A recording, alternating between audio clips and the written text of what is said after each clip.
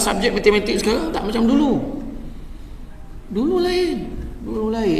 Dulu matematik senang je. 300 campur 500 campur 250 tolak 100 tolak 50. Sila selesaikan dalam bentuk lazim. Macam tu je soalan. Daripada sampai pusat belakang tu lah lazim menata, buat aja. Gambar kerang 3, gambar siput 5. Kerang campur siput tu jadi berapa? Itu je. Pandai je, boleh kerja Yayasan Sabah okey je.